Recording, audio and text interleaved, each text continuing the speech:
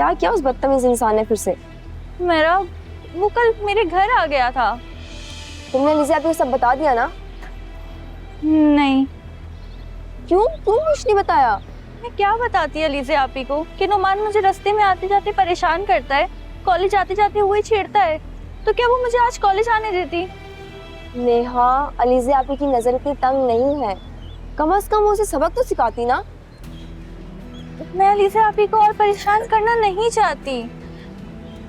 वो अब्बा के जाने के बाद वैसे ही बहुत परेशान है। मैं नहीं चाहती कि वो मेरी वजह से मज़ीद परेशान हो जाए हुमैरा। मुझे अंदाजा है, लेकिन ऐसे तो नुमान को और शे मिल जाएगी। जो तुम्हारे घर तक आ सकता है वो कल को कुछ भी कर सकता है। ऐसे बंदे का क्या भरोसा, क्या कर डाले। हुमैरा, मुझे कुछ समझ नहीं आ रहा कि अब मैं क्या करूं। नेहा, जब कुछ समझ में ना आ रहा होता है तो समझ में आने वाला पहला रास्ता अपना लेना चाहिए, और पहला रास्ता यही है कि तुम अपनी बहनों को सब बता दो।